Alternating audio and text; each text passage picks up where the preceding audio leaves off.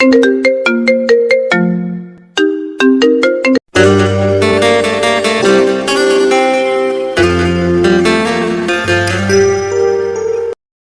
নতুন ভালোবাসার গল্প পেতে আমাদের চ্যানেলটি সাবস্ক্রাইব করে পাশে থাকা বেল আইকনে ক্লিক করুন। ধন্যবাদ। হঠাৎ কারো স্পর্শে আমার ঘুমটা ভেঙে গেল। আমি অনুভব করতে পারলাম কেউ আমার ঠোঁটের সঙ্গে যুদ্ধ করছে। তখনই চোখ খুলে তাকিয়ে দেখার চেষ্টা করলাম, কিন্তু অন্ধকার রুমে কিছুই দেখা যাচ্ছে না। রুমটা অন্ধকার হলো কি করে? আমি তো লাইট জ্বালিয়ে তারপর ঘুমিয়েছিলাম। আমি কিছুতেই বুঝতে পারছি না কে আমার সঙ্গে এসব কিছু করছে। তাই আমি নিজেকে প্রাণপণ চেষ্টা করছিলাম। তখনই শুনতে পেলাম, এই কি হয়েছে তোমার? এরকম করছো কেন? এতদিন তো তুমি সবসময় নিজেকে আমার থেকে দূরে দূরে রাখার চেষ্টা করতে। আজ আমাদের বাসর রাত, আজকেও তুমি নিজেকে আমার থেকে দূরে রাখার চেষ্টা করবে নাকি? আরে নীল, তুমি কখন এসেছো? আমি তো তোমার জন্য অপেক্ষা করতে করতে ঘুমিয়ে পড়েছিলাম। আর রুমের লাইট কেন অফ করেছো? আমি মনে করি আধারের কাজটা আধারে করাই ভালো, তাই আমি রুমের লাইট অফ করে দিয়েছি। তাছাড়া আমি তো শুধু তোমাকেই ভালোবাসি, তোমার দেহটাকে দেখবার ইচ্ছে আমার নেই, তাই তো লাইটটা অফ করে দিয়েছি। সেসব না হয় বুঝলাম, কিন্তু তুমি তো খুব ভালো করেই জানো আমি লাইট অফ করে ঘুমাতে পারি না, আমার ভয় লাগে। তাই আমি সবসময় লাইট অন করেই ঘুমিয়ে থাকি। সবকিছু জানার পরে তুমি রুমের লাইট কেন অফ করেছো? আচ্ছা বাবা, ঠিক আছে, আমি রুমের লাইট জ্বালিয়ে দিচ্ছি। কিন্তু আজ তুমি যত চেষ্টাই করো, তোমাকে কিন্তু আমার কাছ থেকে দূরে রাখতে পারবে না। আজ কিন্তু আমি আমার পাওনাটা সুদে আসলে কড়াই গন্ডাই বুঝে নেব। এই কথা বলতে বলতে নীল বিছানা থেকে নেমে লাইটটা অন করে আর তারপর দরজা জানালাগুলো ভালোভাবে চেক করে আবার বিছানায় চলে আসে। তখনই নেহা বলতে থাকে, কি ব্যাপার, কি হয়েছে? তুমি এখন আবার দরজা জানালা চেক করতে গেলে কেন? রুমে ঢোকার সময় কি দরজা জানালা বন্ধ করনি, নাকি দরজা জানালা বন্ধ করতে ভুলে গিয়েছিলে? না, সেরকম কোনো বিষয় নয়। আমি দরজা জানালা লাগিয়েছিলাম, কিন্তু তারপরও একবার ভালোভাবে চেক করে নিলাম দরজা জানলা না কিছু খোলা আছে কিনা। যদি খোলা থাকে তাহলে তো আমাদের মান ইজ্জত সব শেষ হয়ে যাবে। হ্যাঁ, সেটা তো আমি খুব ভালো করেই বুঝতে পারছি। এখন তোমার যা করার করে নাও, আমার খুব ঘুম পাচ্ছে, আমাকে ঘুমাতে হবে। একদমই না, আজ আমি তোমাকে কোনোভাবেই ঘুমাতে দেব না। আজ সারা রাত আমি তোমার সঙ্গে রোম্যান্স করব। সারা রাত তোমাকে সজাগ কাটাতে হবে। কিন্তু আমি তো না ঘুমিয়ে থাকতে পারি না, সেটা তুমি খুব ভালো করেই জানো। কারণ আমি যদি না ঘুমিয়ে থাকি তাহলে আমার প্রচন্ড মাথা ব্যথা শুরু হয়ে যায়। আর আমার মাথা ব্যথা শুরু হলে আমার কি অবস্থা হয় সেটা তো তুমি খুব ভালো করেই জানো। সেটা অবশ্য আমি খুব ভালো করেই জানি, কিন্তু তা বললে কি হবে ম্যাডাম? বাসর রাতে জীবনে একবারই আসে, আর এই রাতের অপব্যবহার আমি করতে চাই না। তাই তোমার একটু কষ্ট হলেও আজকে রাতের পরিপূর্ণতা তো আমাকে দিতেই হবে, তা না হলে কিন্তু আমি মানছি না। ওই কথাটা বলা শেষ করার আগেই নীল নেহাকে তার কাছে টেনে নেয় আর তার কপালে আলতো করে ভালোবাসার পরশ এঁকে দিয়ে বলে, দেখো নেহা, অনেক কষ্টের পর আমি তোমাকে পেয়েছি। অনেক চেষ্টা করেছি বিয়ের আগে তোমাকে একটু কাছে পাবার জন্য, কিন্তু তুমি আমাকে কোনো পাত্তাই দাওনি। বরঞ্চ তুমি সবসময় আমাকে বলেছ যদি আমি তোমাকে বিয়ে করি তাহলে আমি তোমাকে পরিপূর্ণ রূপে পাবো। আর এখন তো আমি তোমাকে বিয়ে করেছি, তাহলে আমার কাছে নিজেকে সঁপে দিতে সমস্যাটা কোথায় তোমার, সেটা বলবে? আচ্ছা ঠিক আছে, আমি আর তোমাকে নিষেধ করব না, তোমার যা ইচ্ছে হয় তুমি তাই করো, আমার কোনো সমস্যা নেই। আসলে আমি তোমায় একটু পরীক্ষা করে দেখছিলাম। আমি যদি তোমাকে বলি যে আমি আজও তোমার সঙ্গে শারীরিক সম্পর্কে আবদ্ধ হতে পারবো না, তাহলে তোমার রিয়াকশনটা কেমন হয় সেটা একটু দেখছিলাম আর কি। ও, তার মানে এতক্ষণ ধরে তুমি আমার সঙ্গে ফাইজলামো করছিলে, তাই না? দাঁড়াও, এবার দেখাচ্ছি মজা। এই কথা বলে সঙ্গে সঙ্গে নীল নেহাকে তার আরো কাছে টেনে নিয়ে তার ঠোঁট দুটো চুষতে থাকে। আর অন্যদিকে নেহা সারা শরীরের স্পর্শকাতর স্থানগুলোতে হাত বুলোতে থাকে। নেহা নীলের ছোঁয়া পেয়ে একদম অস্থির হয়ে পড়ছিল। নিজেকে নীলের কাছে সম্পূর্ণরূপে সঁপে দেওয়ার জন্য প্রস্তুত সে। নীল কম যায় কি? সে এই যুগের ছেলে, কোনো কিছু জানে না সেরকম তো নয়। সে এই যুগের ছেলে বলে সব কিছুতেই এক্সপার্ট। সে নেহাকে আদর করতে করতে একদম উত্তেজনার চরম পর্যায়ে নিয়ে যায়।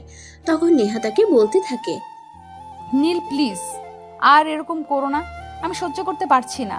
এবার প্লিজ আমার একটু ঠান্ডা হওয়ার বন্দোবস্ত করো, তা না হলে কিন্তু আমি সত্যিই বলছি আমি একদম মরেই যাব। আমি আর সহ্য করতে পারছি না। কেন ম্যাডাম, এখনই আপনার কি হয়েছে? আমি তো সবে মাত্র শুরু করেছি, এখনো তো কিছুই করলাম না, আর এখনই আপনি সহ্য করতে পারছেন না? কি বলছেন আপনি এসব? তাহলে এতদিন যে আপনি আমাকে এতটা ঘোরালেন তার কি হবে? নীল প্লিজ, এখন আর তুমি আমার সঙ্গে এসব বিষয় নিয়ে ফাজলামো করো না। আমি সত্যি বলছি আমি আর পারছি না। ওকে মাই ডিয়ার সুইটহার্ট, আমি তোমায় আর জ্বালাচ্ছি না। হাজার হোক তুমি আমার বউ বলে কথা। তোমাকে কি আমি একদিনে সবটা খেয়ে ফেলবো নাকি? রেখে রেখে আস্তে আস্তে চুষে চুষে খাবো, মিল্ক ক্যান্ডি চকলেটের মতো। বুঝতে পেরেছো? হ্যাঁ, সেই তোমার যা ইচ্ছে তুমি তাই করো, তাহলে আমার কোনো আপত্তি নেই, কিন্তু এখন আমি সত্যি অস্থির হয়ে পড়েছি। তখন নীল আর কোনো দেরি না করে নেহাকে নিয়ে চলে যায় ভালোবাসার মহাসমুদ্রে। দুজন ভালোবাসার মহাসমুদ্রে ভাসতে ভাসতে সেদিনের রাতটা কাটিয়ে ফেলে। সকালবেলা যখন ঘুম ভাঙে তখন নেহা আর নীল দুজনে একে অপরকে জড়িয়ে ধরে ঘুমাচ্ছিল। নেহা নীলকে ছাড়ানোর জন্য চেষ্টা করছে, কিন্তু নীল তো নেহাকে কোনোভাবেই ছাড়ছে না। এই নীল, কি করছো তুমি? সকাল হয়ে গেছে তো, বাড়ির সবাই হয়তো ঘুম থেকে উঠে গেছে। এবার বিছানা থেকে উঠেও ফ্রেশ হয়ে আসো। চুপচাপ আর একটু শুয়ে থাকো তো। আমার তো আজ বিছানা থেকে উঠতেই মন চাচ্ছে না। আমার তো এখন শুধু মন চাইছে তোমাকে জড়িয়ে ধরে শুয়ে থাকতে। ধ্যাত্তেরি, তুমি না, একদম বেলা হয়ে গেছে, এখনো কেউ ঘুমিয়ে থাকে নাকি? যে ঘড়ির দিকে তাকিয়ে দেখো, একদম সকাল 7টা বেজে গেছে। যদি রুম থেকে বের না হও তাহলে সবাই কি ভাববে বলতে পারো?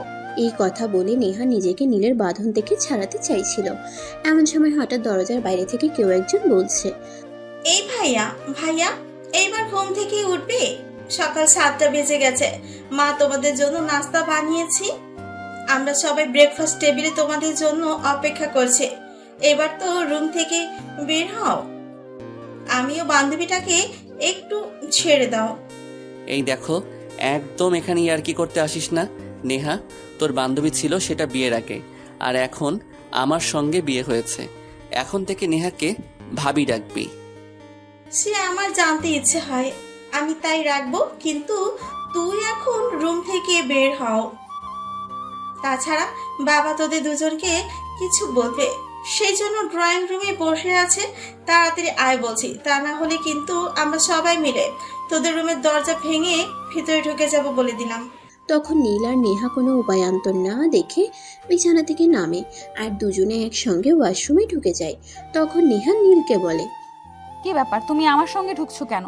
এখন ওয়াশরুম থেকে বের হও, আমি আগে ফ্রেশ হব, তারপর তুমি ওয়াশরুমে ঢুকবে। একদমই না। তুমি লজ্জা পাচ্ছ তাই তো, কিন্তু লজ্জা পাওয়ার কি আছে? তুমি আমার বিয়ে করা বউ, তোমার সব কিছু দেখার অধিকার আমার রয়েছে। তাই আজ থেকে আমরা দুজন প্রতিদিন একসঙ্গেই গোসল করব। না, একদমই না, আমি তোমার সঙ্গে গোসল করতে পারবো না, আমার লজ্জা লাগবে। তুমি আমার বর, তবে কি হয়েছে? তাই বলে আমার কোনো প্রাইভেসি নেই নাকি? এই কথা বলার পরও যখন নীল ওয়াশরুম থেকে বের হচ্ছিল না, তখন নেহা নিজেই ওয়াশরুম থেকে বের হয়ে চলে যেতে চাইল। আর তখনই নীল তাকে হাত ধরে টান দিয়ে একদম নিজের বুকের সঙ্গে মিশিয়ে নিল আর ওয়াশরুমের দরজাটা লাগিয়ে দিয়ে ঝর্ণাটা ছেড়ে দিল। তখনই নেহা তাকে বলতে থাকে, এই কি করছো তুমি? কি তুমি আমার মতো? এই কি করছো কি তুমি? তোমার তো দেখছি লজ্জা শরমের বালাইটুকুও নেই। সবাই নাস্তার টেবিলে অপেক্ষা করছে, কই তুমি তাড়াতাড়ি করে ফ্রেশ হয়ে নাস্তার টেবিলে জয়েন করবে, আর সেটা না করে এখানে উল্টাপাল্টা কাজ করতে এসেছো। এই তুমি সব সময় এভাবে বলো কেন? আমি আবার উল্টাপাল্টা কি কাজ করলাম? আমি তো আমার বউয়ের সঙ্গে রোম্যান্স করছি, আর বিয়ে করা বউয়ের সঙ্গে যখন ইচ্ছে তখনই রোম্যান্স করা যায়, তাতে আমি কারোর কোনো আপত্তি শুনবো না। ধ্যাত্তেরি, তোমাকে নিয়ে আর পারছি না, আমার মেজাজ একদম খারাপ হয়ে যাচ্ছে। তুমি এখনই তাড়াতাড়ি করে ফ্রেশ হয়ে ওয়াশরুম থেকে বের হও, তা না হলে কিন্তু আমি সত্যি সত্যি আমার মেজাজ খারাপ হয়ে যাবে, তোমাকে বলে দিলাম। তখন কিন্তু তুমি হাজার রিকোয়েস্ট করলেও আর আমার রাগ ভাঙাতে পারবে না। আচ্ছা মহারানী, ঠিক আছে, আপনার রাগ করার কোনো প্রয়োজন নেই। আমি ফ্রেশ হয়ে তারপর বের হয়ে যাচ্ছি, তারপর আপনি ফ্রেশ হয়ে আসুন। আমি আপনাকে আর কোনো বিরক্ত করব না। এই কথা বলে নীল তাড়াহুড়ো করে ফ্রেশ হয়ে ওয়াশরুম থেকে বের হয়ে চলে যায়। আর এরপর নেহা ফ্রেশ হয়ে ওয়াশরুম থেকে বের হয়। সেই ড্রেসিং টেবিলের আয়নার সামনে বসে নিজের চুলগুলো ঠিক করছিল। এমন সময় হঠাৎ পেছন থেকে নীল এসে তাকে জড়িয়ে ধরে বলতে থাকে, এই নেহা চল না, আর একটু আদর করি তোমায়। তোমাকে দেখলে শুধু বারবার আদর করতে মন চায়। আমি কি করব বলো?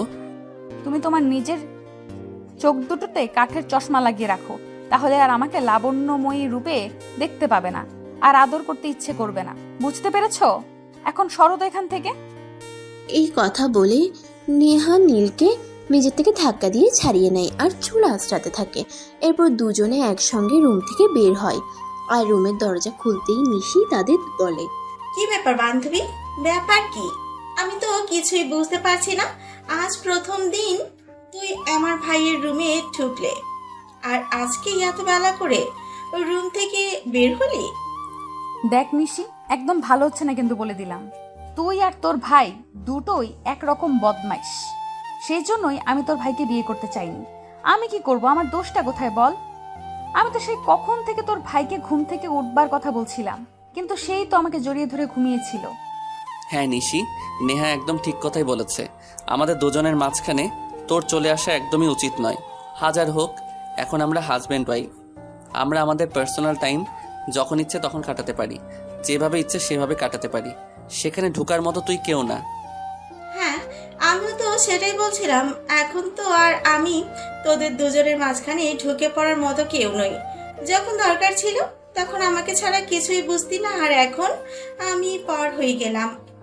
আরে বান্ধবী, তুই কথাটাকে ওভাবে নিচ্ছিস কেন? আমি কি তোকে ওভাবে কথাটা বলেছি নাকি? আমি তোকে একদমই ওভাবে কথাটা বলতে চাইনি। আসলে আমি তোকে যেটা বলতে চেয়েছি সেটা হলো, তারপর নেহা নিশিকে কিছু একটা বলতে চাইছিল, কিন্তু নিশি নেহাকে আর সেই সুযোগটা দিল না। তারপর সে নিজেই বলতে থাকলো, হয়েছে হয়েছে, এখন আর ভাব দেখাতে হবে না। আমি সব কিছুই বুঝতে পেরেছি।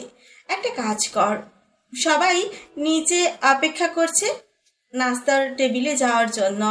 নাস্তা খেয়ে আমাদের সবাইকে উদ্ধার কর।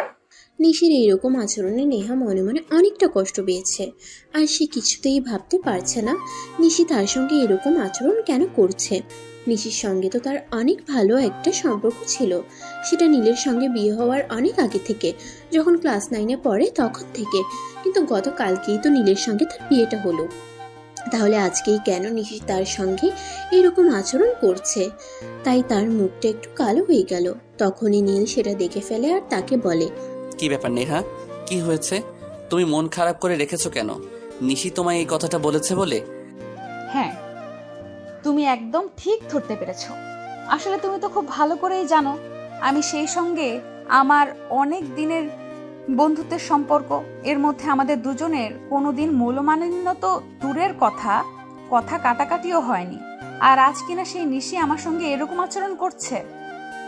আমি তো এটা কখনোই কোনোভাবেই মেনে নিতে পারছি না। দেখো নেহা, আমি তোমাকে বলছি, তুমি একদম মন খারাপ করো না। নিশি তোমার সঙ্গে ফাইজলামো করছে।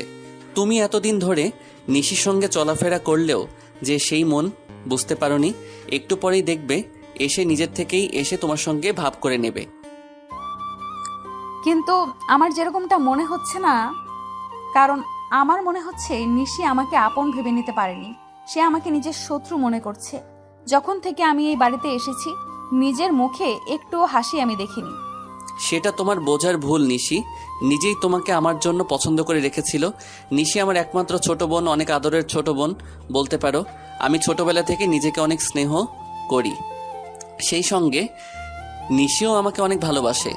নিশি কখনো আমার কাছে কোনো কিছু আবদার করলে নিজের একটু কষ্ট হলেও আমি তাকে সেটা এনে দেওয়ার চেষ্টা করেছি। আর সেই বোনটা নিজের থেকে যখন তোমাকে নিজের ভাবি হিসেবে পেতে চাইলো, তখন আর আমি তাকে না করতে পারিনি।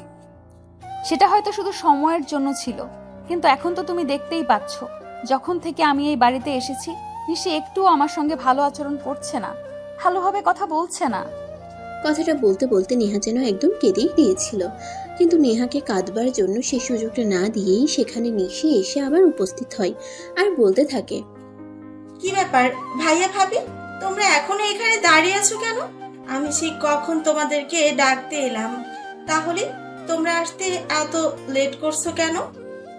আসতে এত লেট হচ্ছে কেন সেই কথা তুই আমাকে কেন জিজ্ঞাসা করছিস? নেহাকে জিজ্ঞাসা করতে পারিস না?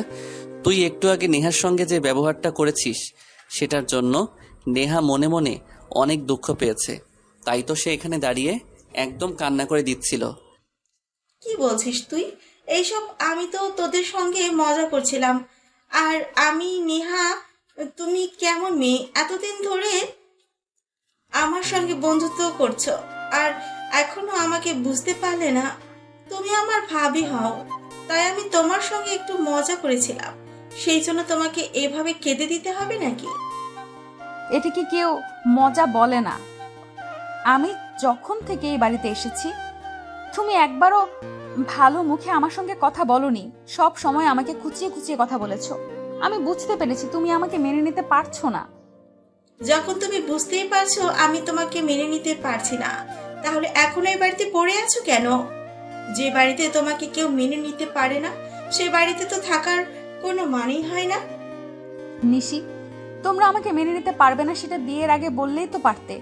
তাহলে তো আমি তোমার ভাইকে বিয়েটাই করতাম না। তাছাড়া তুমিও তো খুব ভালো করেই জানো যে তোমার ভাইকে বিয়ে করার সেরকম কোনো আগ্রহ পাবার কখনোই ছিল না। নিতান্ত তোমার পরিবার আমার চাচাকে অনেক জোরাজুরি করেছে বলেই কিন্তু আমার চাচা তোমাদের পরিবারে আমাকে পাঠাতে বাধ্য হয়েছে। আর তুমি তো আমার পরিবারের সম্পর্কে সবকিছুই জানো। যখন আমার পরিবার তোমার ভাইয়ের সঙ্গে আমার বিয়েটা দিয়েই দিয়েছেন, এখন যদি আমি বাড়িতে ফিরে যাই তাহলে কি আমার বাড়ির কেউ আমাকে একসেপ্ট করবে? খুবই দুঃখের ব্যাপার। আমি আসলে ভাবতেই পারছি না তোমার জন্য আমার কি করা উচিত। তুমি বাড়িতে ফিরে গেলে তোমার বাড়িতে কেউ মেনে নিবে না, তোমাকে বাড়িতে কেউ জায়গা দিবে না। তাহলে তুমি যাবে কোথায়? একটা কাজ করো, শহরের বাইরে আমাদের একটা বাংলো বাড়ি আছে, সেখানে কেউ থাকে না। তুমি কয়দিনের জন্য ওখানে চলে যাও, তারপর একটা বন্দোবস্ত করে যেখানে ইচ্ছে চলে যেও। নীল, এসব তোমার বোন কি বলছে? তুমি কি আমাকে এই প্রতিশ্রুতি দিয়ে বিয়ে করেছিলে? তোমার পরিবারের মানুষ আমাকে মেনে নিতে পারবেই না সেটা তুমি আমাকে বিয়ের আগে বললেই পারতে। তোমাকে আমি বিয়েটাই করতাম না। কেন আমার জীবনটাকে নিয়ে এইভাবে ছিনিমিনি খেলেছো? আমি তো কিছুই বুঝতে পারছি না। আল্লাহ তোমাদের দুজনের জ্বালায় আমি আর নিতে পারছি না।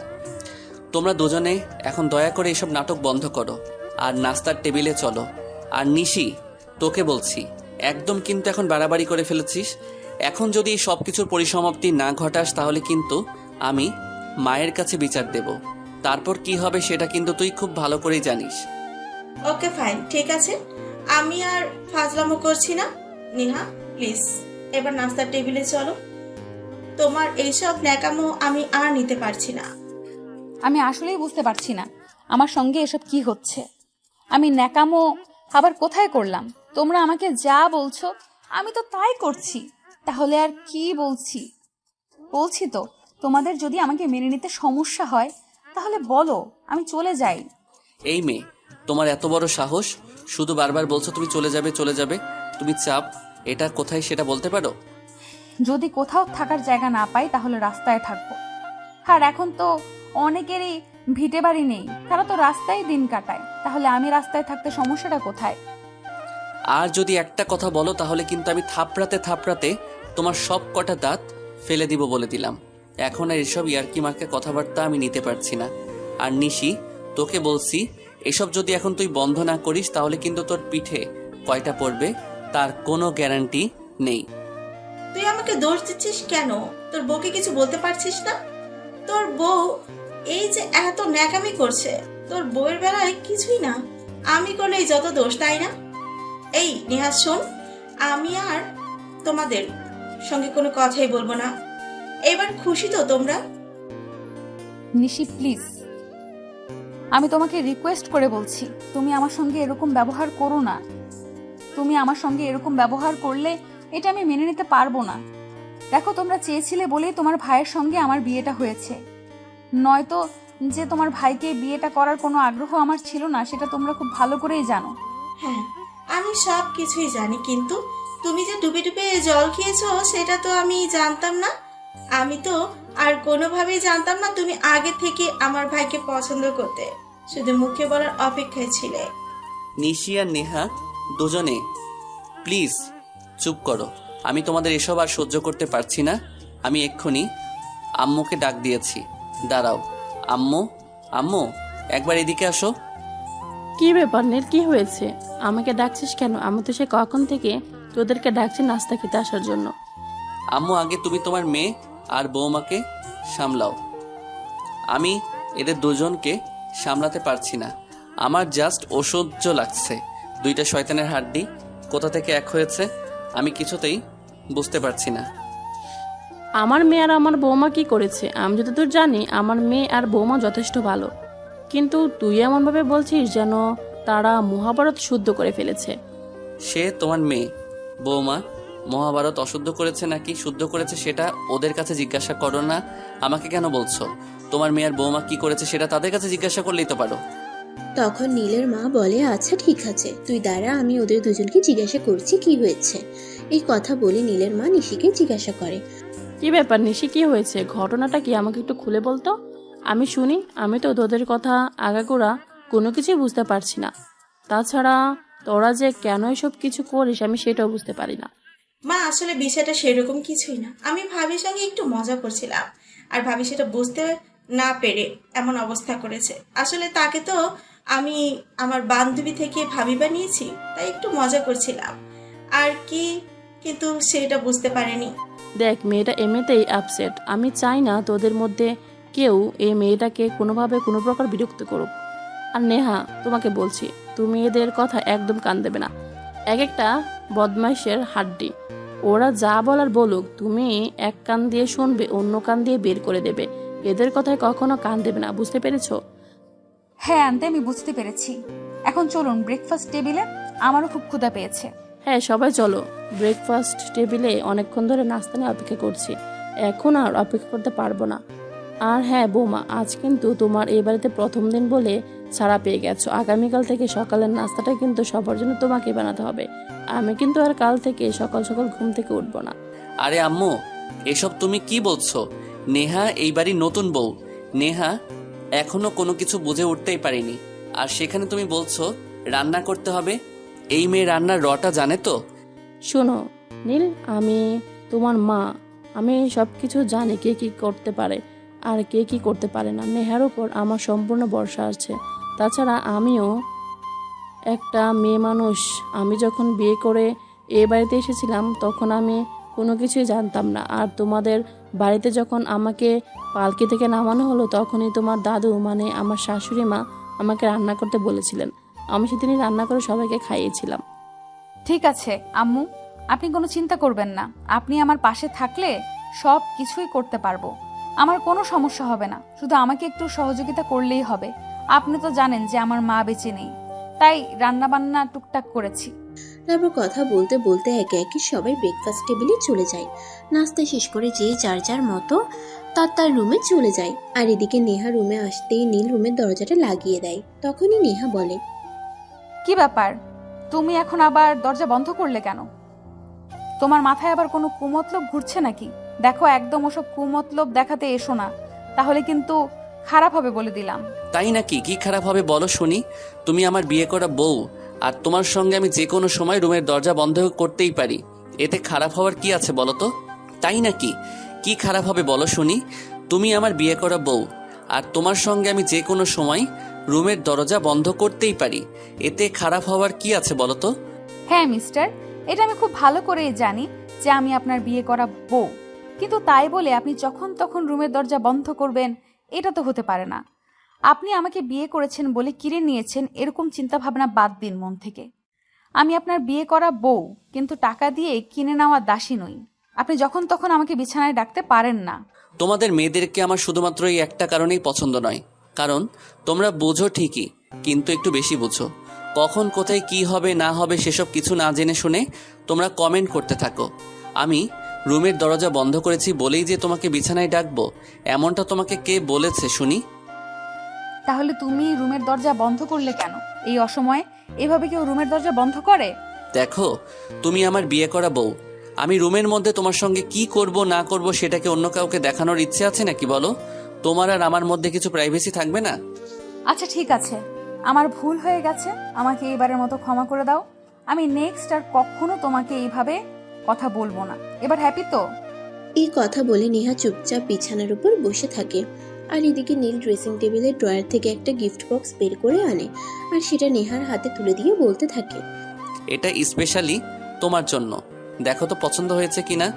যদি পছন্দ না হয় তাহলে আজ বিকেলে তোমাকে নিয়ে বের হব আর তোমার পছন্দ মতোই কিনে দেব। তুমি আমাকে কিছু গিফট করবে, সেটা আমার পছন্দ হবে না এমনটা হয় নাকি বলো? অবশ্যই আমার পছন্দ হবে। যাই হোক, এটা এখন রেখে দাও, রাতে দেখব। এখন আমার শরীরটা একটু টায়ার্ড লাগছে, একটু ঘুমিয়ে নেই। তারপর আজ দুপুরে সবার জন্য নিজের হাতে খাবার তৈরি করব। ওরে বাবা রে বাবা, আমি তো দেখছি আমার মায়ের সঙ্গে সঙ্গে তোমার মাথাটাও খারাপ হয়ে গেছে। তুমি এই বাড়ির নতুন বউ, এখনই তোমাকে রান্না করে ঢুকতে হবে না? তাছাড়া আমি তো 3 মাসের ছুটিতে দেশে এসেছি, তাই না? 3 মাস পর তো আবার দেশের বাইরে চলে যেতে হবে, তখন তো আর আমি আমার বউকে কাছে পাবো না। আর অলরেডি 1 মাস সময় চলে গেছে। বাকি যে কয়দিন আমি বাংলাদেশে আছি এই কয়দিন তোমাকে আমার কাছাকাছি থাকতে হবে। এরপর নীল আর নেহা গল্প করতে শুরু করে, আর ঠিক 15 মিনিট পরেই দরজায় কেউ নক করে। এই ভাইয়া ভাইয়া, একটু আগে তো ঘর থেকে বের হলি, আর এখন আবার রুমের দরজা বন্ধ করছিস কেন? তোদের কি দরজাটা খোলা রাখতে একটু মন চায় না নাকি? আমিও তোমার ভাইকে সেটাই বলছিলাম, কিন্তু উল্টে তোমার ভাইয়া আমাকে আরো 5টা কথা শুনিয়ে দিল। তো আমি কি করব বলো? এই কথা বলতে বলতে নেহা বিছানা থেকে উঠে গিয়ে দরজাটা খোলে, আর দরজা খোলা মাত্রই নিশি রুমের ভিতরে প্রবেশ করে।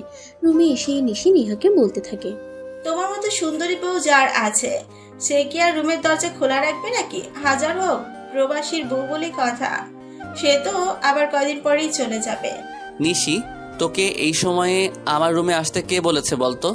তোর কি আক্কেল জ্ঞান বলতে কোনোদিনও কোনো কিছু হবে না, নাকি তুই আমাকে জ্বালাতন করবার জন্যই এই সব কিছু করিস বলতো? তুই আমার বান্ধবীকে নিয়ে রুমের মধ্যে রোম্যান্স করবি, আর আমি কি দূরে বসে থাকবো নাকি? আমাকে একটা বিয়ে দিচ্ছিস না কেন? আমাকে বিয়ে দিয়ে দিলেই তো। আর আমি তোদেরকে বিরক্ত করতে আসি না, তাই না? ও তাই নাকি ম্যাডাম? আপনারও বুঝি এবার বিয়ে করার সবচেয়ে গেছে। একদম চর মেরে সব কটা দাঁত ফেলে দিব। এক্ষুনি আমার রুম থেকে বের হওয়ার, চুপচাপ নিজের রুমে গিয়ে পড়তে বসো। নিজে বিয়ে করে বউকে নিয়ে রোম্যান্স করতে পারবে, সেখানে কোনো সমস্যা নেই। কিন্তু যে না আমি বললাম আমাকে বিয়ে দিতে, অমনি ওনার সমস্ত সমস্যা এসে হাজির হয়ে গেল। উনি আমার দাঁত ফেলে দিচ্ছেন। এরে বাবা রে বাবা। নিশি বোন আমার, তুমি কোনো চিন্তা করো না। ওই যে তোমার 36 নাম্বার বয়ফ্রেন্ড আছে না, ওর সঙ্গে আমি কালকেই কথা বলবো আর তোমার বিয়ের বন্দোবস্ত করব। এই কথা শোনা মাত্রই তো নীলের মাথায় তো একদম চক্কর দেওয়ার মতো অবস্থা, কারণ সে আজ পর্যন্ত একটা প্রেমও করলো না, আর সেখানে 36 নাম্বার বয়ফ্রেন্ড। নেহা কি এই কথাটা তার সঙ্গে মজা করে বলছে, নাকি এক্কা আলা বাস দেওয়ার জন্য বলছে? এই কথাটা কোনোভাবেই নিশি বুঝতে পারছে না, তাই নিশি নেহাকে বলল, আচ্ছা নেহা, একটা কথা বলো তো, আমি কিন্তু তোমার কথাটা কোনোভাবেই বুঝতে পারছি না। তুমি আমার 36 নাম্বার বয়ফ্রেন্ড বলতে কি বোঝাতে চাইছো? বয়ফ্রেন্ড মানে বয়ফ্রেন্ডের কথা বলছি। আমি কেন? তুমি কি তোমার বয়ফ্রেন্ড সম্পর্কে অবগত নও নাকি? প্রেম করতে পারো তখন কোনো সমস্যা নেই, আর বিয়ে করতে গেলে যত সমস্যা। যখন প্রেম করে ওই মানুষটাকে বিয়েই করতে পারবে না, তাহলে প্রেম করতে যাও কেন বলো তো? নেহা প্লিজ এবার বন্ধ করো, আমার কিন্তু এখন আর ভালো লাগছে না। তুমি এভাবে আমাকে পচাচ্ছ কেন? তুমি খুব ভালো করেই জানো আমার কোনো বয়ফ্রেন্ড নেই, সেখানে তুমি 36 নম্বর বয়ফ্রেন্ড কোথা থেকে জোটাচ্ছ? আমি সেটাই বুঝতে পারছি না। তখন নেহা বলতে থাকে, সকালবেলা তুমি আমার সঙ্গে যেটা করলে আমিও তোমার সঙ্গে সেটাই করলাম। আপন মানুষের সঙ্গে করলে সেটা মজা লাগে, আর নিজের বেলায় করলে সেটা কলিজায় আলাদা লাগে, তাই না? আচ্ছা ঠিক আছে, এখন তুমি কি বলতে এসেছিলে সেটাই বলো, আর তোমার বিয়ে বন্ধ অবস্থায় যত দ্রুত সম্ভব দেখছি করব। নেহা, তুমি আমার সঙ্গে এরকমটা করবে এটা আমার কল্পনাতেও ছিল না।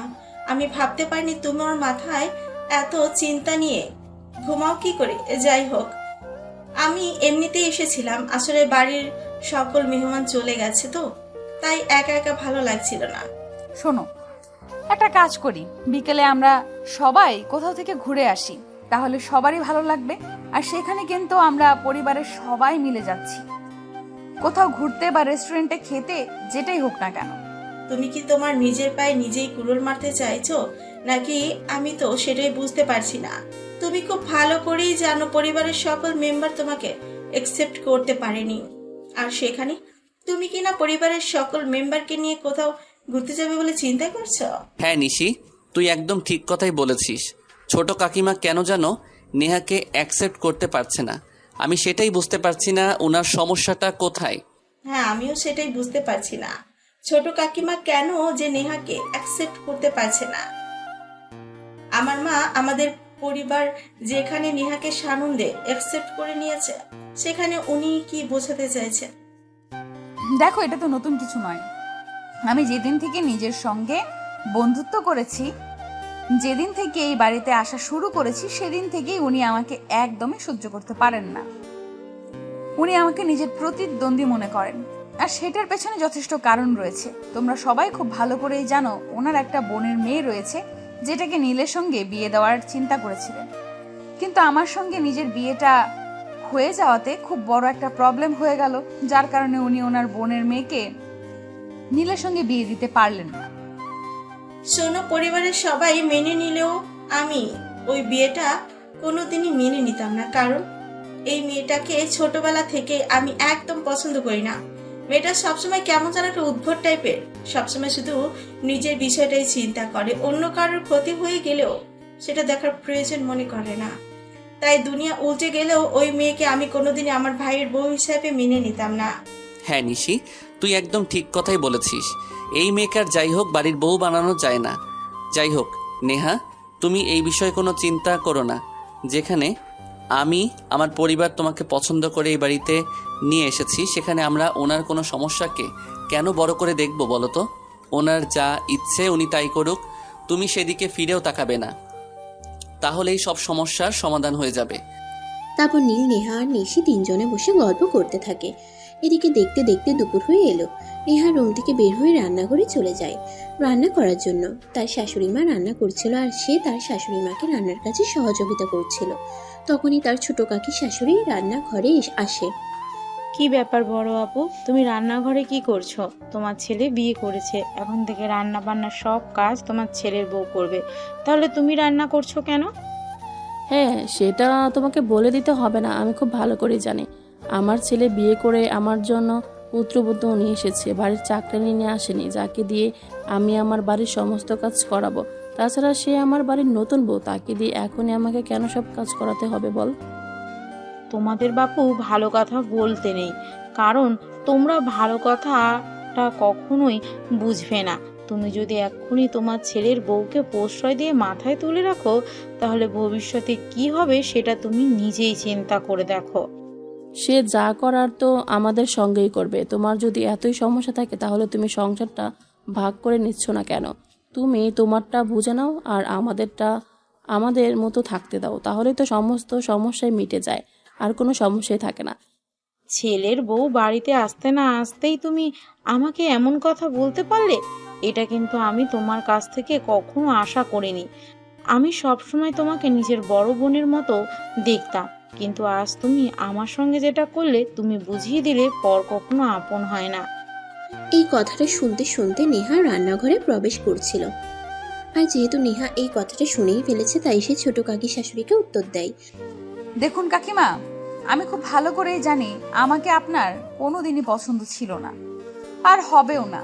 তবে তাই বলে আপনি আমার শাশুড়ি সব সময় কান মন্ত্র দিয়ে যাবেন, এটা তো হতে পারে না। কারণ এখন আমি এই বাড়ির বউ।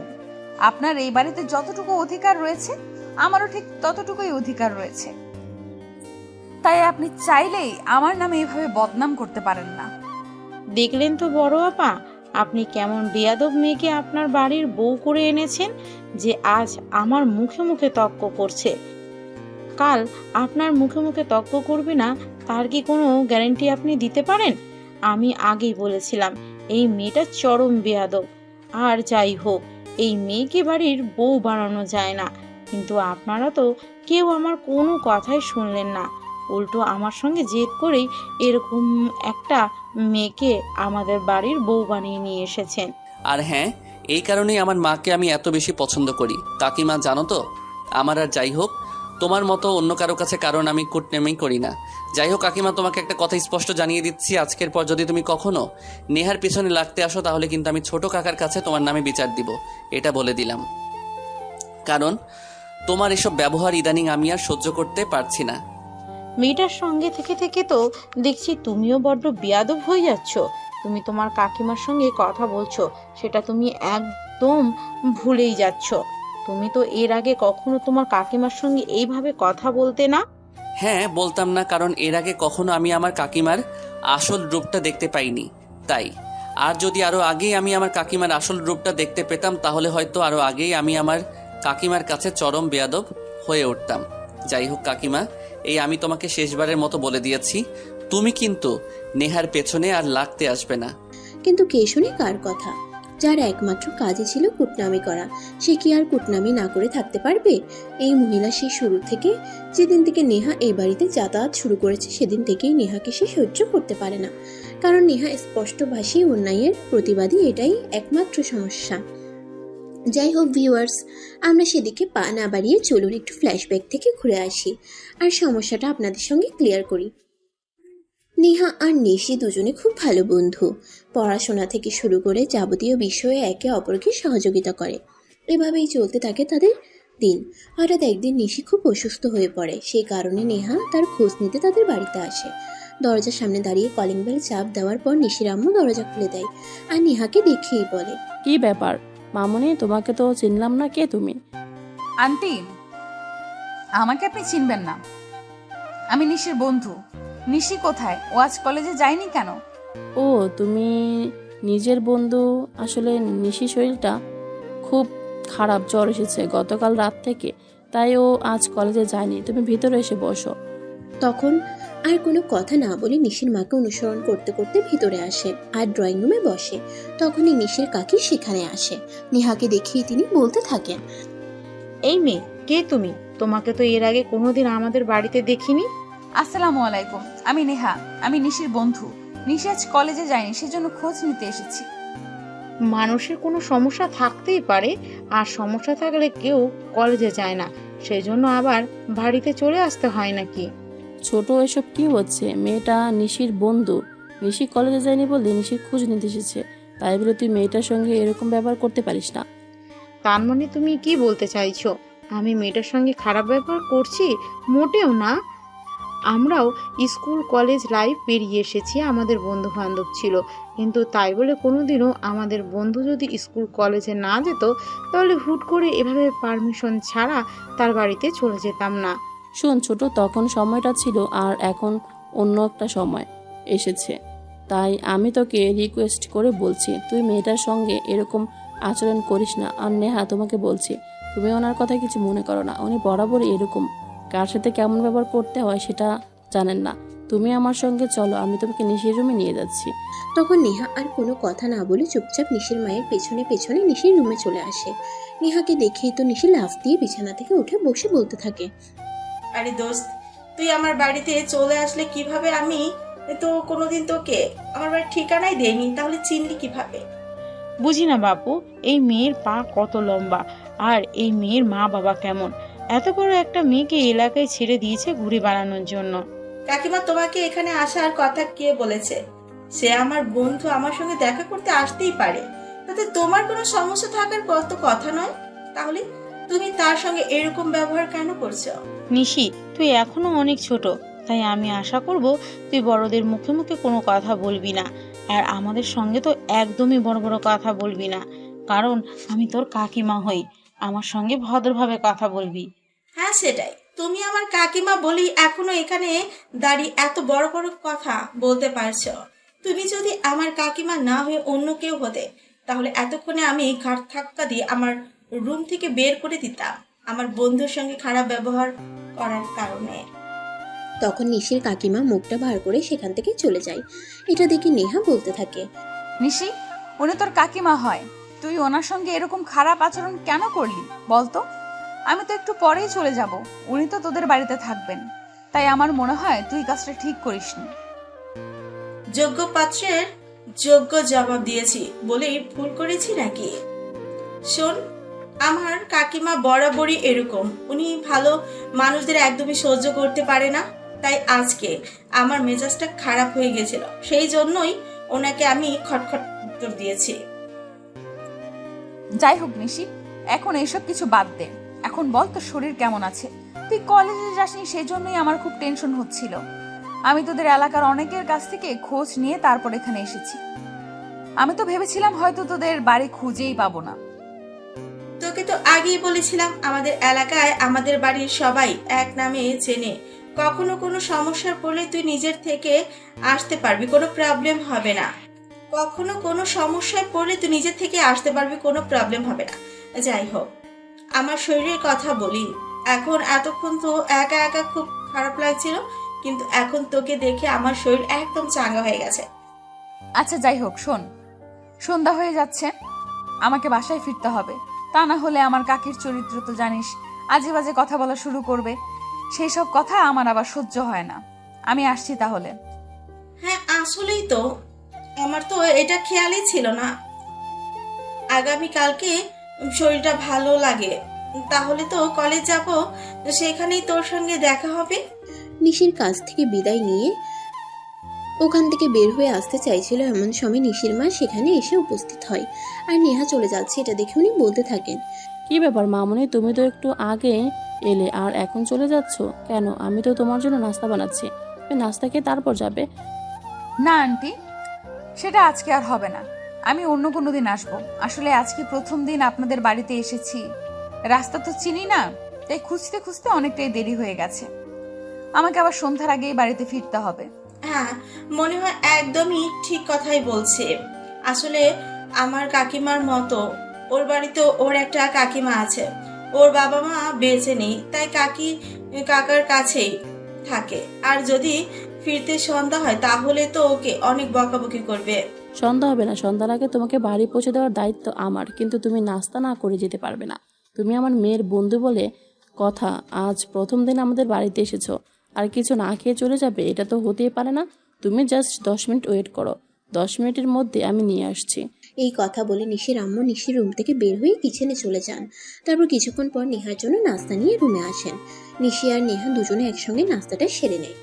আর এদিকে নাস্তা শেষ হলে নেহা নিশির মাকে বলে, আন্টি, আমি তো আপনার কথা রাখলাম, আর এদিকে দেখতে দেখতে সন্ধ্যা হয়ে আসছে। এখন আমি বাড়ি ফিরবো কিভাবে সেটা বলেন তো? সে ব্যবস্থা আমি আগেই করে রেখেছি, সে নিয়ে তোমাকে চিন্তা করতে হবে না। তুমি নিচে এসো, আমি আমার ছেলেকে বলে রেখেছি, সে তোমাকে বাইকে করে তোমার বাড়িতে পৌঁছে দিয়ে আসবে। তারপর নেহা নিশির কাছ থেকে বিদায় নিয়ে নিচে চলে আসে।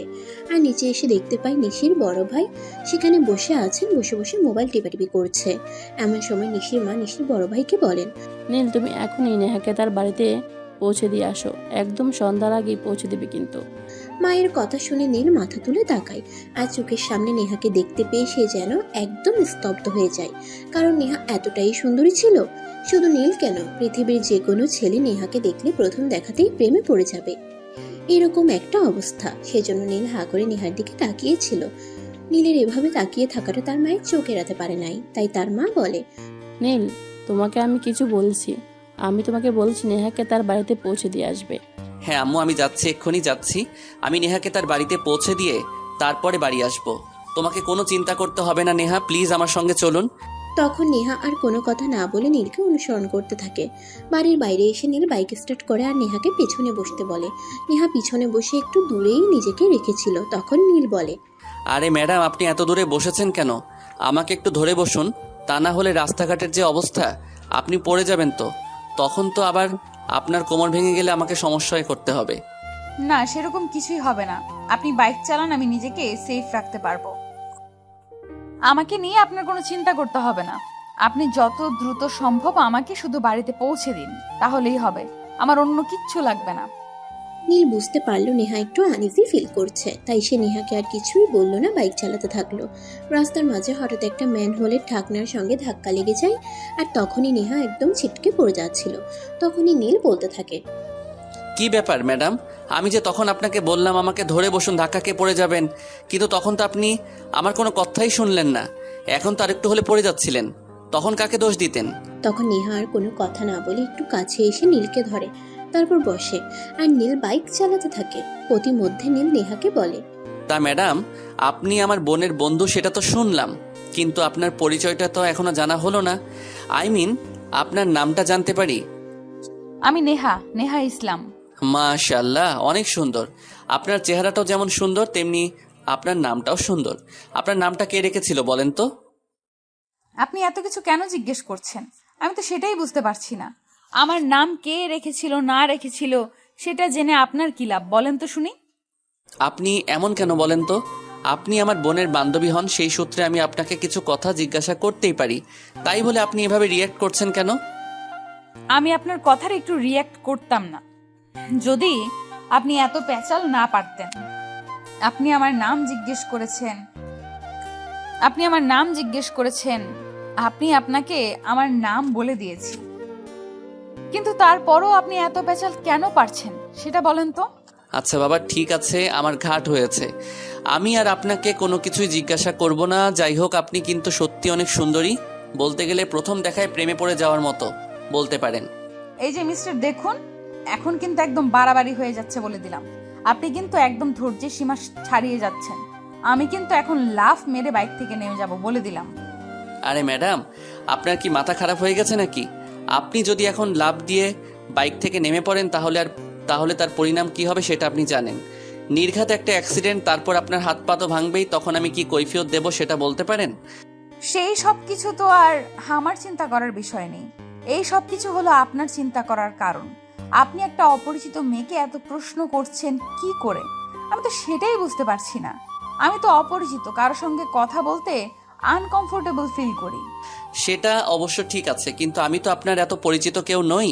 আমি আপনার বান্ধবীর বড় ভাই হই, সেই সূত্রে আপনার খুব কাছেরই একজন বলতে পারেন। হ্যাঁ ভাইয়া, ঠিক আছে, আমি বুঝতে পেরেছি। এখন দয়া করে আপনি গাড়িটা চালান, আমাকে যত দ্রুত সম্ভব আমার বাড়িতে পৌঁছে দিন। আমি আপনার কাছ থেকে আর কোনো অ্যাডভাইস শুনতে চাইছি না, প্লিজ। আপনি মুখটা বন্ধ করে গাড়ি চালান। তখন নীল আর কোনো কথা বলে না, চুপচাপ বাইক চালাতে থাকলো। আর কিছুক্ষণের মধ্যে নেহাদের বাড়ির সামনে এসে বাইক দাঁড়ালো। নেহা বাইক থেকে নেমে কোনো কিছু না বলেই সোজা বাড়ির ভিতরে ঢুকে গেল। এই বিষয়টা নীলের একদম বোধগম্য হলো না, কারণ সে এতটা রাস্তা জার্নি করে এসেছে, অন্তত একটা থ্যাঙ্কস বলা প্রয়োজন ছিল। নীল তখন আর সেখানে অপেক্ষা না করে বাড়িতে চলে এলো, কারণ সে বুঝতে পেরেছে আর যাই হোক এই মেয়ে কখনো পিছন ফিরে তাকাবে না। বাড়িতে এসে নীল সোজা তার বোনের রুমে চলে যায়।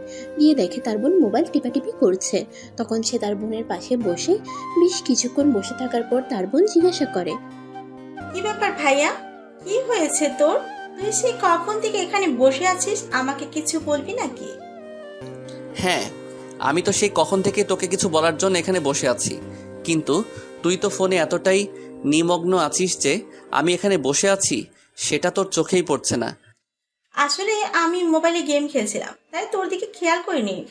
আর তোর যদি কিছু বলার থাকে তাহলে তো তুই বলতেই পারতি, আমি শুনে নিতাম। আচ্ছা ঠিক আছে, যা হওয়ার তা হয়ে গেছে। এবার বল তুই কি বলতে এসেছিস? তোর বান্ধবীটা এরকম কেন বলতো? আমি এতটা রাস্তা জার্নি করে তাকে বাড়িতে পৌঁছে দিতে গেলাম, আর সে আমাকে অন্তত একটা থ্যাঙ্কস না জানিয়ে বাড়ির ভিতরে ঢুকে গেল। এরপর আমি আরও অনেকক্ষণ অপেক্ষা করেছিলাম, কিন্তু তোর বান্ধবীটা একবারের জন্য পিছন ফিরেও তাকালো না। কেন রে ভাইয়া, সে তোকে থ্যাঙ্কস জানায়নি বলে এত কষ্ট পাচ্ছিস কেন? তুই কি প্রথম দেখাতেই নেহার প্রেমে পড়ে গেছিস নাকি? সে আমি বলতে পারবো না, শুধু এইটুকুই বলতে পারবো তোর বান্ধবীর চোখের জাদু আছে। সে প্রথম দেখাতে আমার মনটা কেড়ে নিয়েছে। আমার মনটা এখন আর আমার কাছে নেই রে, তোর বান্ধবী নিয়ে গেছে।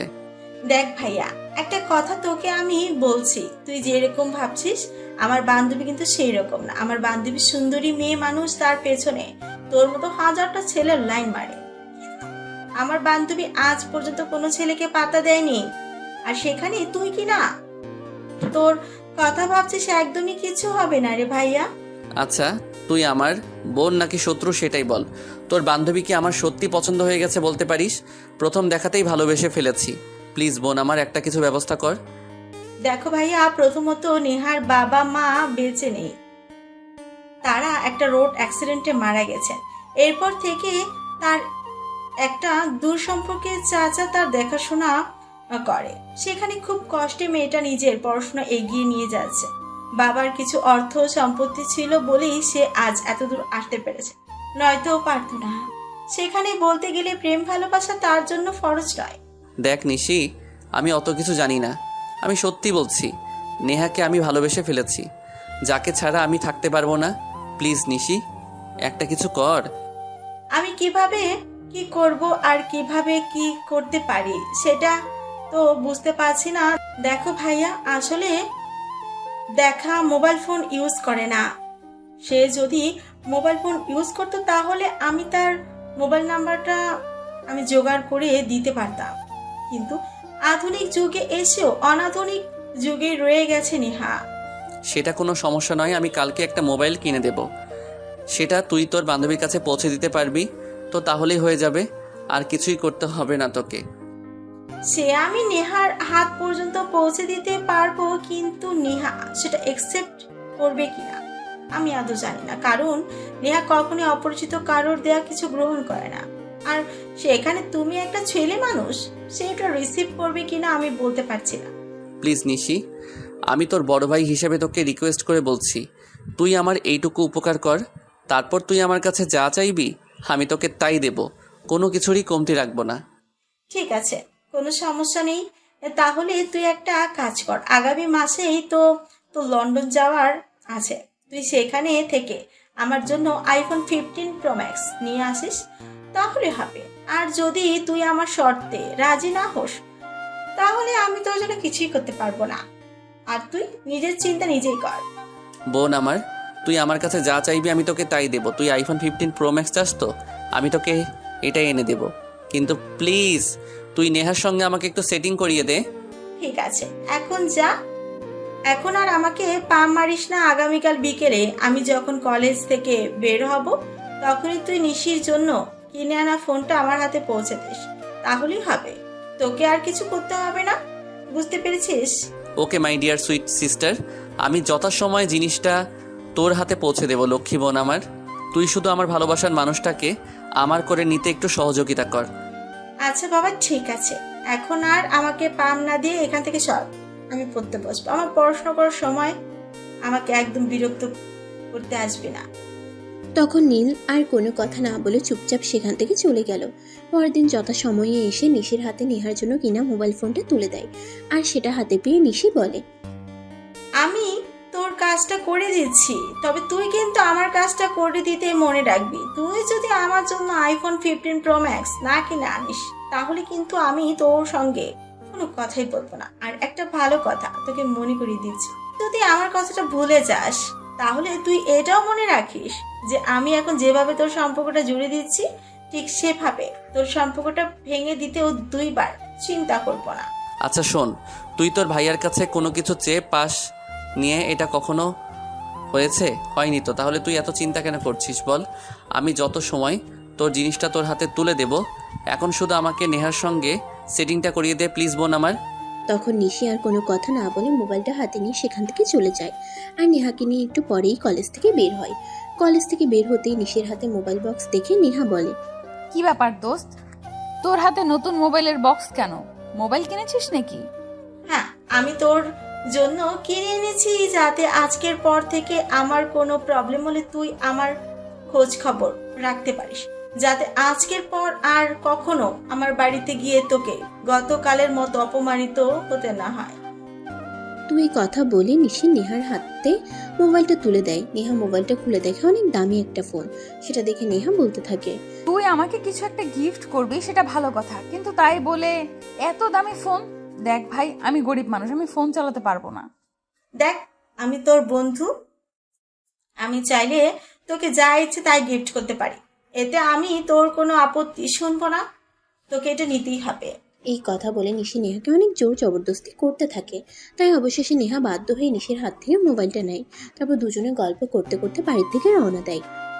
সেদিন সন্ধ্যাবেলা নেহা পড়তে বসেছে, অমনি হঠাৎ মোবাইলে একটা নাম্বার থেকে ফোন এসেছে। নেহা মনে মনে ভাবলো হয়তো নিশি তাকে ফোন করেছে, কারণ নিশি তাকে ফোনটা কিনে দিয়েছে, আর এই ফোনের নাম্বার নিশি ছাড়া অন্য কেউ জানে না। তাই নেহা ফোনটা রিসিভ করে, আর ফোনটা রিসিভ করতেই অপর পাশ থেকে একটা ছেলে কণ্ঠ শুনতে পায়। হ্যালো মাই ডিয়ার, কেমন আছো তুমি? হ্যালো, এক্সকিউজ মি, কে আপনি? আর এসব কি বলছেন? আমাকে এবার কেন ফোন করেছেন বলেন তো? আমি তোমার স্বপ্নের সেই পুরুষ যাকে তুমি প্রতিদিন কল্পনাতে এঁকে বেড়াও। আমি সেই পুরুষ যার চোখে চোখ রেখে তুমি পুরো পৃথিবী দেখতে চাও। আমি সেই পুরুষ যার হাতে হাত রেখে তুমি অনেকটা পথ হেঁটে যেতে চাও। হ্যালো, এক্সকিউজ মি মিস্টার, এসব সস্তা ডায়লগ আমার কাছে দিতে আসবেন না। এসব সস্তা ডায়লগের কোনো মূল্যায়ন আমার কাছে হবে না। আপনি অন্য মক্কেল খুঁজেন, আর এটা মনে হয় রং নাম্বার, তাই নাম্বারটা একটু ডিলিট করে দিবেন। একদমই না ম্যাডাম, আমি সঠিক জায়গায় আর সঠিক নাম্বারে ফোন করেছি। আমি আমার প্রিয়তমার কাছে ফোন করেছি। আমি একজন আর্কিটেক্ট, আমি চিন্তাভাবনা করে তারপরে কোনো সিদ্ধান্ত নেই। তাই আপনার ক্ষেত্রেও আমি চিন্তাভাবনা করে তারপরে সিদ্ধান্ত নিয়েছি।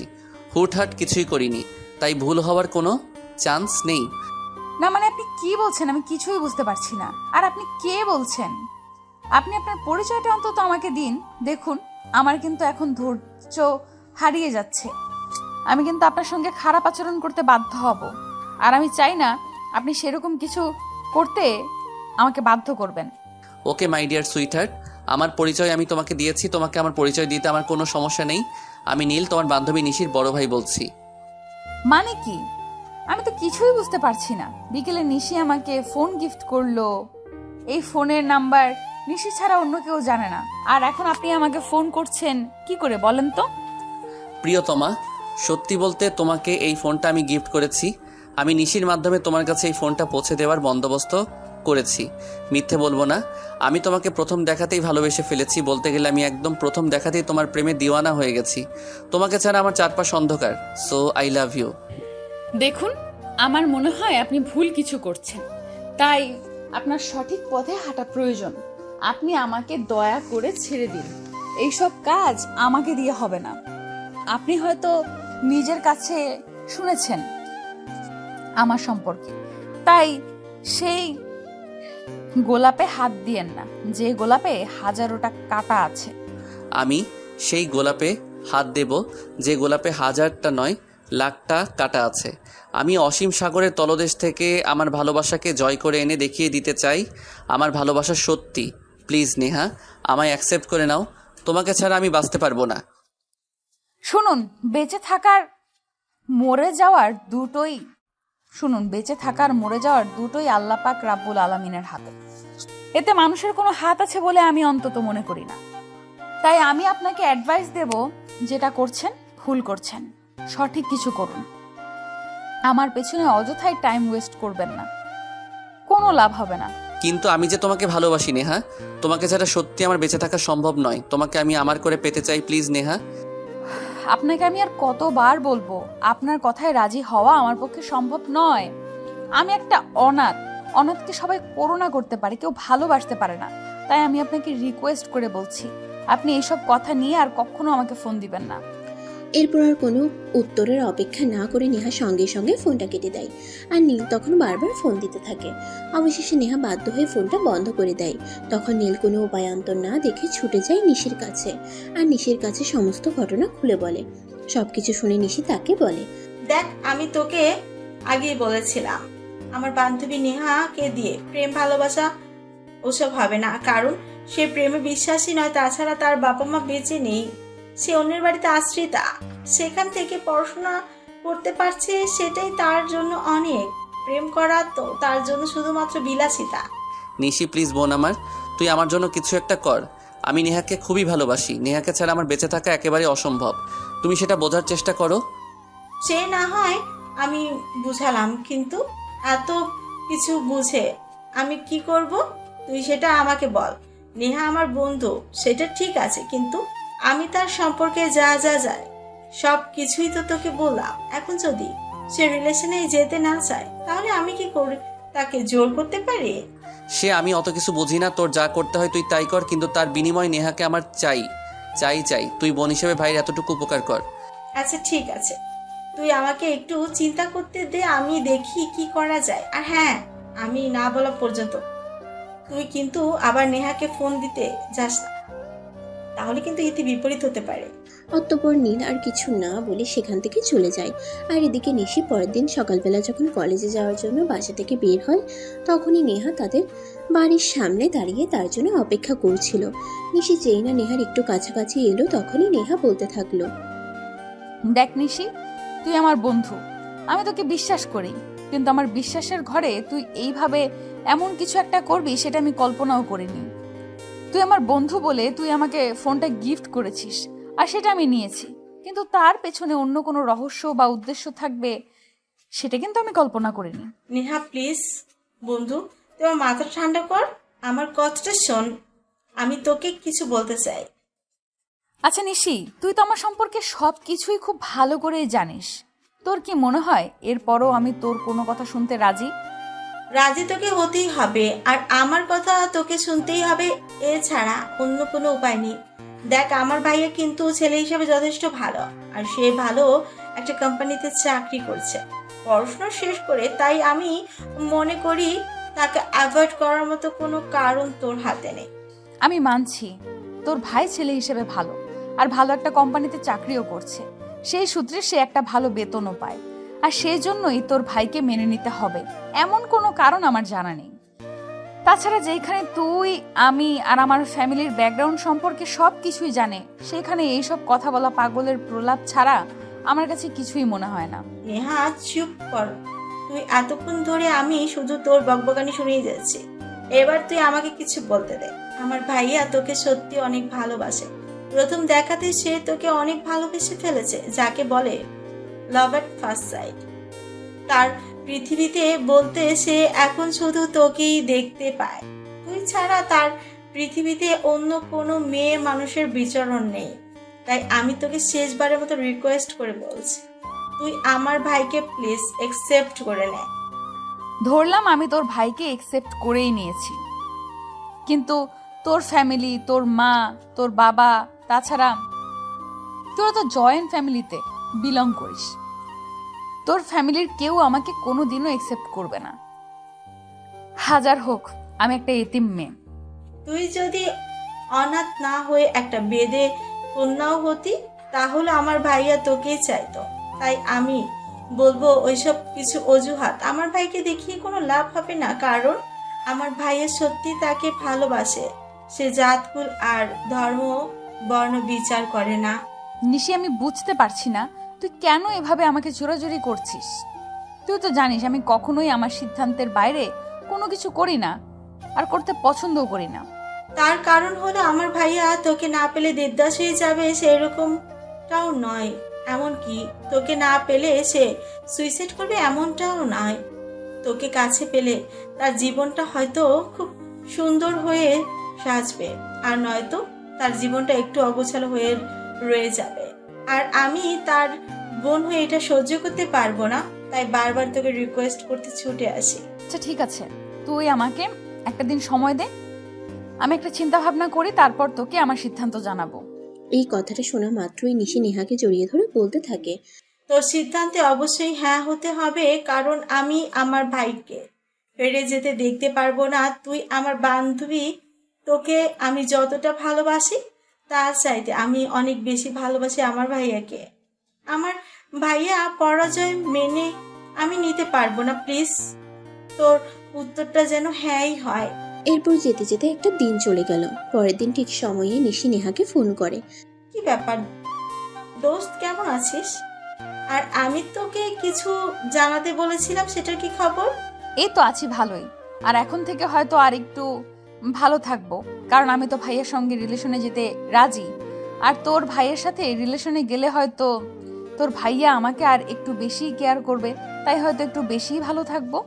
হ্যাঁ, সেটা তো অবশ্যই। সত্যিকারের পুরুষের ভালোবাসা ভয়ঙ্কর রকমের সুন্দর হয়। তাহলে এই গুড নিউজটা আমি এক্ষুনি আমার ভাইয়াকে জানিয়ে দিই বলিস? যে বিষয়ে আমি কিচ্ছু জানি না, তোর যদি ইচ্ছা হয় তো এক্ষুনি তোর ভাইকে এইসব, সেই বিষয়ে আমি কিছু জানি না, তোর যদি ইচ্ছে হয় তো এক্ষুনি তোর ভাইকে এইসব কিছু জানিয়ে দিবে, তাহলে জানিয়ে দে। আর তুই যদি মনে করিস এখন তোর ভাইকে কিছু জানাবি না, তাহলে সেটাও তোর ব্যক্তিগত ব্যাপার, এই বিষয়ে আমি তোকে কিছুই বলবো না। নেহার কাছ থেকে এই কথা শুনে নেহাকে নিশি বলে, এরকম একটা আনন্দের সংবাদ লুকিয়ে রাখা যায় নাকি? আর আমি যদি এই আনন্দের সংবাদটা লুকিয়ে রাখি, তাহলে আমার ভাই আমাকে কি করবে সেটা তুই খুব ভালো করেই জানিস। তাই আমার মনে হয় এক্ষুনি আমার ভাইকে এই বিষয়টা জানিয়ে দেওয়া উচিত। আমি তোকে বললাম, তোর এই বিষয় নিয়ে আমার কোনো মাথা ব্যথা নেই, সে তোর যা ইচ্ছে করতে পারিস। এই কথা বলে নেহা ফোনটা কেটে দেয়। আর অপরদিকে নিশি ফোনটা কেটে দিতে দৌড়ে নিজের রুম থেকে বের হয়ে ভাইয়ার রুমে চলে যায়। আর গিয়ে দেখতে পায় ভাইয়া ব্যালকনিতে বসে উদাস মনে আকাশের দিকে তাকিয়ে আছে। তখনই হঠাৎ সে পিছন থেকে ভাইয়ার কাঁধে হাত রেখে বলতে থাকে, কি ব্যাপার ভাইয়া, কি হয়েছে তোর? তুই এভাবে উদাস মনে আকাশের দিকে তাকিয়ে আছিস কেন? তোর কি খুব বেশি মন খারাপ? দেখ, সবসময় এইভাবে ইয়ার্কি করতে আসিস না, কারণ তুই খুব ভালো করেই জানিস আমার মন খারাপ, আর কেন মন খারাপ সেটাও তুই খুব ভালো করে জানিস। তারপরও তুই এসব ইয়ার্কি করতে আসছিস কেন? কি বলবি বল, না হলে চলে যাচ্ছিস কেন? ভাইয়া, তুই এভাবে আমাকে বলতে পারলি? হাজার হোক, আমি তো তোরই বোন হই। আর বোনের সঙ্গে কেউ এভাবে আচরণ করে, এটা আমার সত্যি জানা ছিল না। হ্যাঁ, যাই হোক, আমি তাহলে যাচ্ছি। যেটা বলতে এসেছিলাম সেটা আর বলা হলো না। এই কথাটা শোনা মাত্রই নীল থমকে গিয়ে পিছন ফিরে তাকায় আর বোনের হাত ধরে বলতে থাকে, না বলে চলে যাচ্ছিস কেন? তুই তো খুব ভালো করে জানিস এমনিতে আমার মন ভালো নেই। নেহাকে ভালোবাসার কথা বলতে গিয়েও বলতে পারলাম না। প্রেম শুরু হওয়ার আগেই মনে হয় শেষ হয়ে যাবে। তুই অত কিছু বললি না, তাই খুব মন খারাপ লাগছিল। যদি আমি এক্ষুনি আর এই মুহূর্তে তোর মনটা ভালো করে দিতে পারি, তাহলে তুই আমাকে কি দিবি সেটা বল। না রে, আমার মনে হয় এখন আর আমার মন ভালো করার মতো কোনো সংবাদ আমার সামনে আসবে না। যাই হোক, তারপর তুই যখন বলছিস আচ্ছা ঠিক আছে, তুই আমার কাছে যা চাইবি আমি তোকে তাই দেবো, আই প্রমিস। সত্যি বলছিস তো?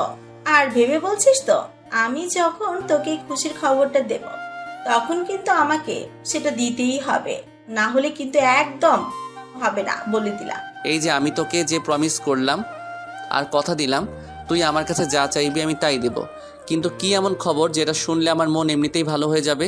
তুই বল না, আমি তো দেরি সহ্য করতে পারছি না। নেহা তোর সঙ্গে সম্পর্ক করতে রাজি হয়েছে, তবে এর জন্য অবশ্য আমাকে অনেক কাঠ খড় পোড়াতে হয়েছে। নেহা কিন্তু এমনি এমনি তোর সঙ্গে সম্পর্কে যেতে রাজি হয়নি। কি বলছিস বন্ধু? সত্যি বলছিস তো? সত্যি সত্যি নেহা আমার সঙ্গে সম্পর্কে যেতে রাজি হয়েছে, নাকি তুই অকারণে মিথ্যা কথা বলছিস? কি বলছিস বোন? সত্যি বলছিস তো? সত্যি সত্যি মেয়েরা আমার সঙ্গে সম্পর্কে যেতে রাজি হয়েছে, নাকি তুই অকারণে মিথ্যা বলছিস? দেখ ভাইয়া, যার জন্য চুরি করি সেই বলেছে ওর, তাহলে কিন্তু এটা মেনে নেওয়া যায় না।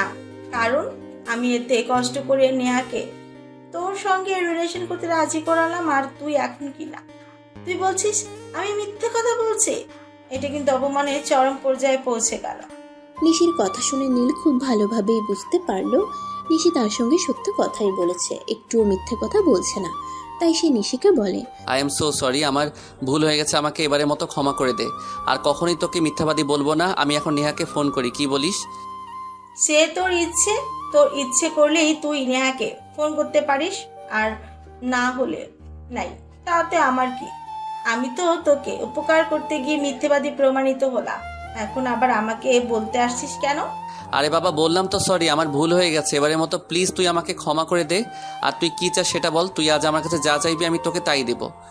বেশি কিছু না, আজ বিকেলে নেহা আর আমি তোর সঙ্গে বের হব, আমাদের চাইনিজ খাওয়ালেই হবে। ওকে ঠিক আছে, কোনো সমস্যা নেই। তবে নেহাকে কিন্তু এই কথা তোরই বলতে হবে, আজ প্রথম দিনেই। আমি নেহাকে এই কথা বলতে পারবো না, আর আমি বললেও হয়তো নেহা যাবে না। আচ্ছা ঠিক আছে, নেহাকে আমিই বলবো এই কথা, বলে নিশি সেখান থেকে চলে যায়। আর তখনই নীল রুমের দরজা বন্ধ করে সঙ্গে সঙ্গেই নেহাকে ফোন দেয়।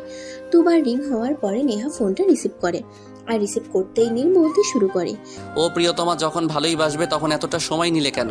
জানো এই দুদিন আমার কতটা কষ্ট হচ্ছিল। আমার তো মনে হচ্ছিল আমি নিঃশ্বাস বন্ধ হয়ে একদম মরেই যাব। এই যে মিস্টার, দেখুন, আপনাকে ভালোবাসা আর আপনার সঙ্গে সম্পর্কে যাওয়া কোনোটারই ইচ্ছে আমার ছিল না। শুধু আপনার বোন অনেক রিকোয়েস্ট করে বলেছে, সেই জন্য হাজার হোক সে আমার বেস্ট ফ্রেন্ড বলে কথা। এইভাবে নীল আর নেহা দুজনে কথা বলতে থাকে আর তাদের মধ্যে প্রেম ভালোবাসা দৃঢ় হতে থাকে।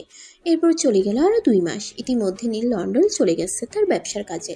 তবে দূরে চলে গেছে বলে তাদের দুজনের মধ্যে যোগাযোগ বন্ধ সেরকমটা কিন্তু নয়। তারা কিন্তু প্রতিদিন রাতে ফোনে কথা বলে, মেসেঞ্জারে মেসেজেও কথা বলে। ভালোই কাটছিল তাদের সময়। তবে সেই ভালোটা আর বেশি দিন টিকলো না। নীল লন্ডনে যাওয়ার কয়েকদিন পরে নেহার চাচা হঠাৎ স্ট্রোক করে মারা যান। বিষয়টা সে পর্যন্তই নয়, নেহার চাচা মারা যাওয়ার পর নেহার চাচি নেহাকে বাড়ি থেকে বের করে দেন। আসলে উনি নেহাকে আগে থেকেই সহ্য করতে পারতেন না, শুধু নেহার চাচার ভয়ে তিনি নেহাকে কিছু বলতে পারতেন না। কিন্তু এখন যেহেতু নেহার চাচা নেই, তাই আর কোনো বাধাও নেই। তাই তিনি নির্দ্বিধায় নেহাকে বাড়ি থেকে বের করে দেন। একবার চিন্তাও করলেন না যুবতী একটা মেয়ে কোথায় যাবে, কি করবে, কোথায় থাকবে। এই কথাটা কোনোভাবেই নিশির কান পর্যন্ত পৌঁছায়। আর নিশি এই কথাটা শুনেই তার মাকে বলে, মা নেহাকে তার চাচি বাড়ি থেকে বের করে দিয়েছে। এসব তুই কি বলছিস? এমন যুবতী একটা মেয়েকে কেউ এভাবে বাড়ি থেকে বের করে দেয়? তাছাড়া নেহা তো ওনার নিজের সন্তানের মতো, তিনি কিভাবে পারলেন এই কাজটা করতে? আমিও তো এটাই বুঝতে পারছি না, উনি মানুষ নাকি অন্য কিছু? একটা মানুষ এরকম কাজ কোনোদিন করতে পারে? এটা তো আমার বিশ্বাসই হয় না। হ্যাঁ, এটা কোনো মানুষের কাজ হতে পারে না। আচ্ছা যাই হোক, নেহা এখন কোথায় আছে সেই বিষয়ে তুই কোনো আপডেট পেয়েছিস? যদিও আমি কনফার্ম কিছু জানি না, তারপরও আমি আমার এক পরিচিত জনের কাছে শুনেছি নেহাকে নাকি বাড়ি থেকে বের করে দেওয়া হয়েছে। তাদের বাড়ির সামনে একটা রাস্তায় আছে, সেখানে বসে কান্না করছে। আমি কি এ বিষয়ে ভাইয়াকে কিছু জানাবো? না না, তোমার ভাই বিদেশে একটা কাজে গেছেন, সে সব কিছু জানতে পারলে মন খারাপ করবে আর অযথাই টেনশন করবে। তাই আমি বলবো এই বিষয়ে তোমার ভাইকে এখন কিছু বলার প্রয়োজন নেই। আসলে আমরা আছি তো, চলো না দেখি আমরা কোনো সমাধান করতে পারি কিনা। আমরা কি সমাধান বের করব মা? আমি তো কিছুই বুঝতে পারছি না। তাছাড়া নেহার এই সময় অন্য কিছু না হোক, অন্তত বন্ধু হিসেবে তার পাশে দাঁড়ানো আমাদের কর্তব্য। কিন্তু কি করব? তুমি একটা কাজ করো এখনই, আর এক মুহূর্ত দেরি না করে আমাদের ড্রাইভারকে নিয়ে বেরিয়ে পড়ো। নেহা যেখানে থাকুক না কেন, যদি জীবিত থাকে তাহলে তাকে নিয়ে তারপর বাড়িতে ফিরবে, এটা আমার আদেশ। কিন্তু আম্মু, নেহাকে যদি আমি আমাদের বাড়িতে নিয়ে আসি তাহলে তো আমাদের বাড়িতেও ঝামেলা শুরু হয়ে যাবে। কারণ ছোট কাকিমা তো নেহাকে একদমই সহ্য করতে পারেন না। ছোট কাকিমার কথার মাঝে নেহা আমাদের বাড়িতে আসে, আর সেখানে কিনা আমি নেহাকে আমাদের বাড়িতে আনতে যাবো। সে অত কিছু তোমাকে আমি চিন্তা করতে বলিনি। তোমার ছোট কাকিমা যেমন এই বাড়ির বউ, তেমনি আমি এই বাড়ির বড় বউ হিসাবে তোমার ছোট কাকিমার চাইতে এ বাড়িতে আমার অধিকার বেশি। তাই আমি তোমাকে যেটা বলছি তুমি সেটাই করো। তুমি এখনই বাড়ি থেকে বের হও, আর নেহাকে না পাওয়া পর্যন্ত বাড়িতে ফিরবে না। তখন নিশি আর এক মুহূর্ত দেরি না করে বাড়ি থেকে সোজা বের হয়ে গেল আর তার পরিচিত জনে দেওয়া লোকেশনে পৌঁছে গেল। সে সেখানে পৌঁছে দেখতে পেল সত্যি সত্যি নেহা একটা গাছের নিচে বসে অনেক কানাকাটি করছে। নেহার এমন অবস্থা দেখে নিশির যেন একদম কলিজা ফেটে যাওয়ার মতো অবস্থা। কিন্তু সে নিজেকে দুর্বল না করে আস্তে আস্তে নেহার পাশে গিয়ে বসলো আর তারপর নেহাকে বলল, নেহা, তুমি এক্ষুনি আমার সঙ্গে চলো। আম্মু তোমাকে আমার সঙ্গে আমাদের বাড়িতে নিয়ে যেতে বলেছে। নেহা তখন নিশির গলার আওয়াজ শুনে চোখের জল মুছে তারপর নিশির দিকে তাকিয়ে বলতে লাগলো, আরে নিশি, তুমি কখন আসলে? আর আমি যেখানে আছি সেটা তোমাকে কে বললো? সব খবর কাউকে পৌঁছে দিতে হয় না, আমি নিজেই নিজের খবর পেয়ে ছুটে এসেছি। আম্মু আমাকে পাঠিয়েছে, বলেছে তোমাকে সঙ্গে নিয়ে যেতে। নিশি, আমাকে নিয়ে এত চিন্তা করো না। আমি কোনো রকমে কোথাও একটা থেকে যেতে পারবো, কিন্তু তোমাদের বাড়িতে গিয়ে তোমাদেরকে ঝামেলায় ফেলতে চাই না। প্লিজ নিশি, এখান থেকে চলে যাও।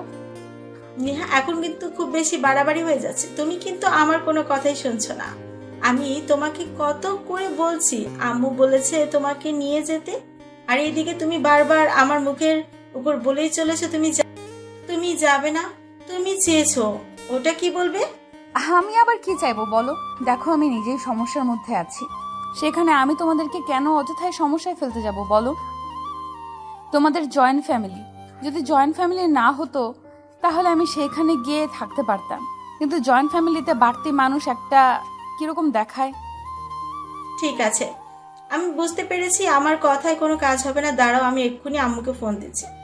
এই কথা বলে নিশি আর এক মুহূর্ত দেরি না করে তার মাকে ফোন দেয় আর তার মা ফোনটা রিসিভ করতেই নিশি তার মাকে সবকিছু খুলে বলে। সবকিছু শোনার পর নিশির মা নিশিকে বলে নেহার কাছে ফোনটা দেওয়ার জন্য। নিশি তখন ফোনটা নেহার হাতে তুলে দেয় আর নেহা তখন বলে, আসসালামু আলাইকুম আন্টি। দেখুন আন্টি, নিশি এসব কি আবল তাবল বলছে। আমি সমস্যায় পড়েছি, সেটা আমি একাই হ্যান্ডেল করে নিতে পারবো, কিন্তু সেখানে আমি কেন অযথাই আপনাদের বাড়িতে গিয়ে আপনাদেরকে ঝামেলায় ফেলবো বলেন আন্টি?